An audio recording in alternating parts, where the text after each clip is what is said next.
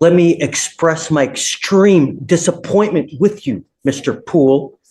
You are on bond for an evading arrest, a criminal mischief. You've picked up an aggravated assault of a family member and now a terrorist. Whoa, pause right there. 3 separate charges while already on bond. That's like playing legal Jenga with gasoline-soaked blocks. Viewers, what do you think the judge should do here? Give another chance or drop the hammer? Threat? We're going to do probable cause. You have the right to remain silent. Anything you say can or will be used against you. You have the right to have an attorney. Shh. You have the right to have an attorney present. If you cannot afford one, one will be appointed to you, sir. Yes, Judge. The defendant is the complainant's ex-boyfriend. During a walk-in report, the complainant told the officers that her and the defendant had an on and off dating relationship since the 8th grade, but they broke up in June 2024. In September, the defendant told the complainant, "Stop talking all that mess before I come to your house and fucking shoot you." The complainant told the officers that right after the incident, the defendant sent her photos of a gun in his lap. The complainant stated the defendant also told one of the complainant's friends that he was going to shoot the complainant. So what? Tell me about the ag assault. What happened there? Your Honor, in the ag assault, one moment. In the criminal mischief, is it with the same complaining witness as well? The criminal mischief's from a prior event where we had experimented trying a drug and kind of got crazy and broke stuff with me. Yes, Your Honor. And then for the aggravated Completely assault, unrelated. it says the complainant and her friends went to a party, and at the party they saw the defendant trying to get in, but was ultimately turned away because too many people were there already. While walking, the complainant ignored the defendant, and the defendant stated, "Are you going to apologize?" And the complainant kept walking. The defendant began cussing at the complainant and said, "I got it on me." And the defendant said the complainant said at that time, the defendant got a pistol from his ankle and pointed it at her. And then witnesses corroborated the complainant's statement. And now, a surprise Galveston case? This is where Texas law gets spicy. Multiple counties mean multiple prosecutors. And if even one sticks, Mr. Poole could be looking at decades. Notice the judge's face. She's calculating risk versus release in real time. Would you trust him back on the street?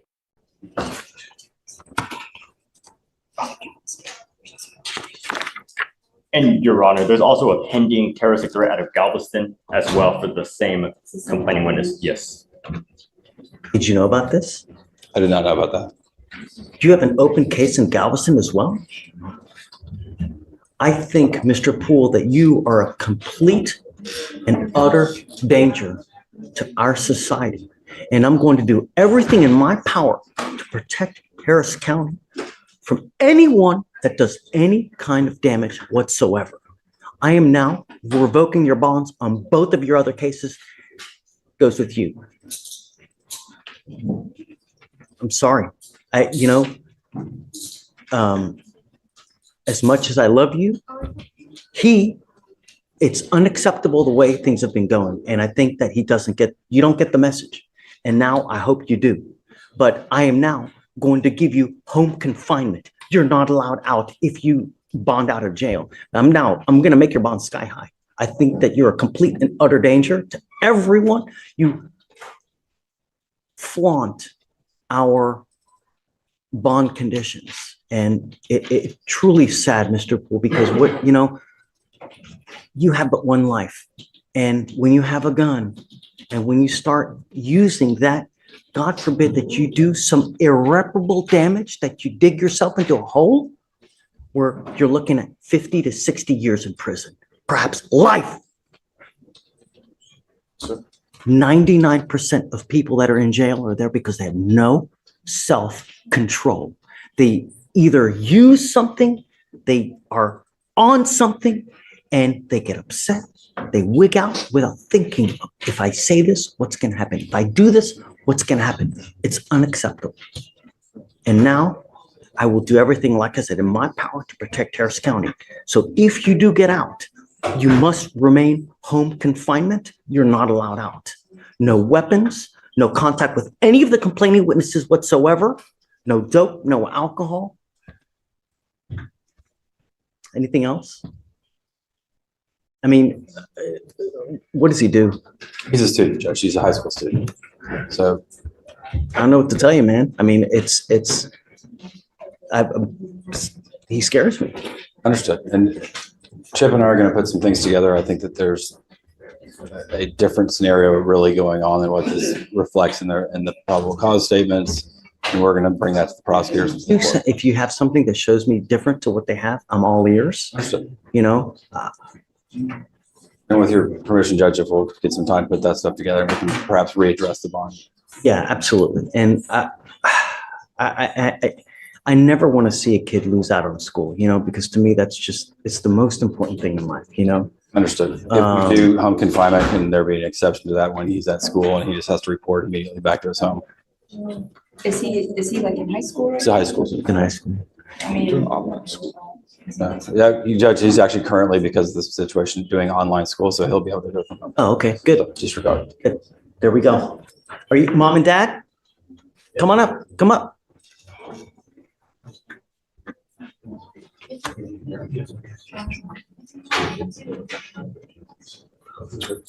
Come over close.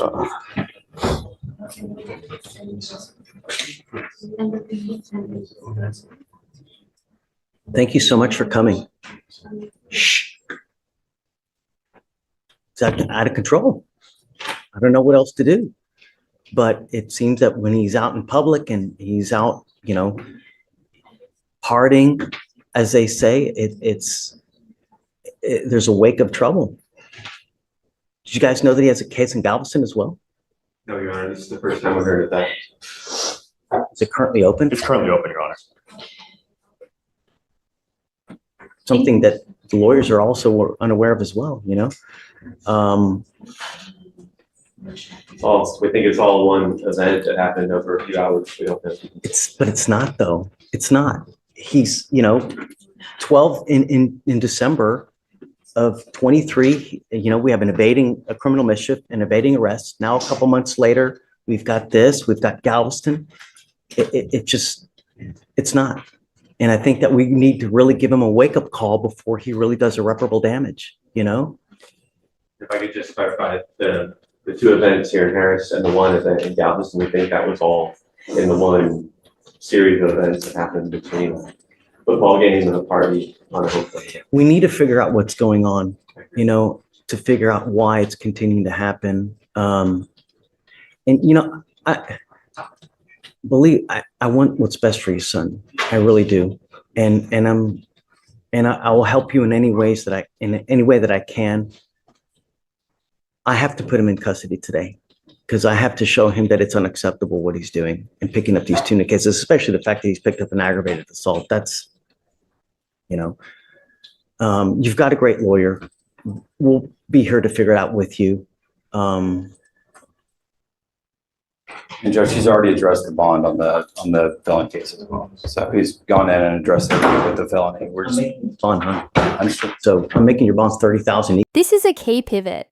Instead of pure punishment, the judge orders a psychological evaluation, a smart legal move. It's part accountability, part second chance. Viewers drop a comment. Is this tough love enough to turn a teenager, headed for a 50-year sentence, into someone who gets help in time? I don't know if they're going to bond you out, but, you know,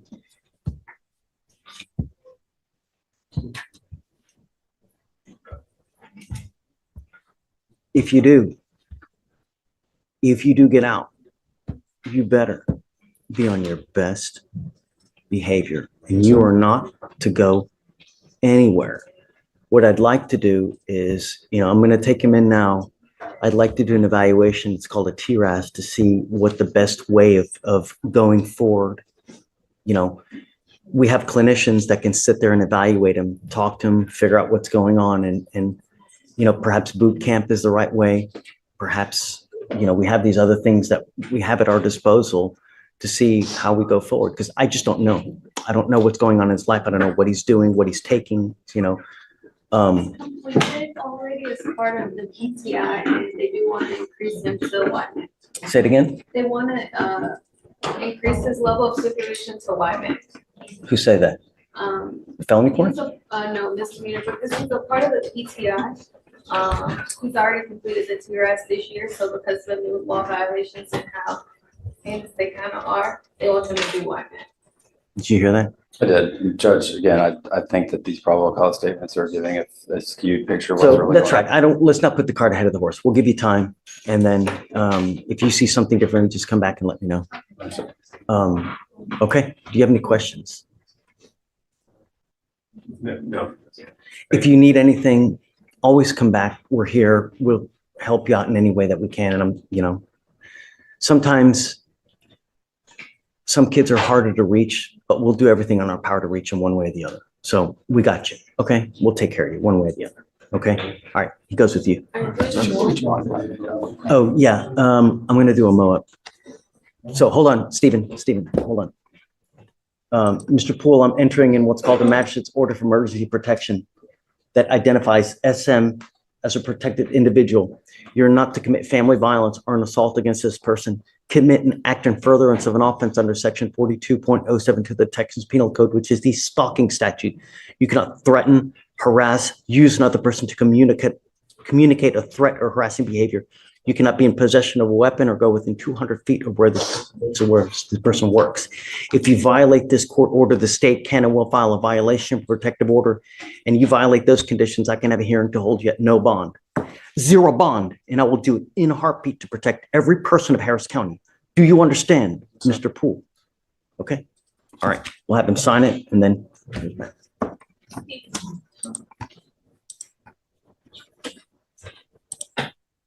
Judge, I just. Yeah, sorry. I hate for-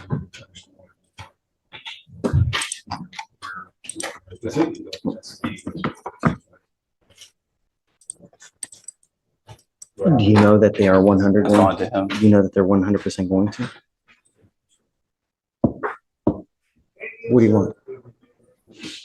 I don't know. I understand the benefit of expressing the gravity to him of having him go into custody and have to bond out, get processed through the jail, spend the night in jail.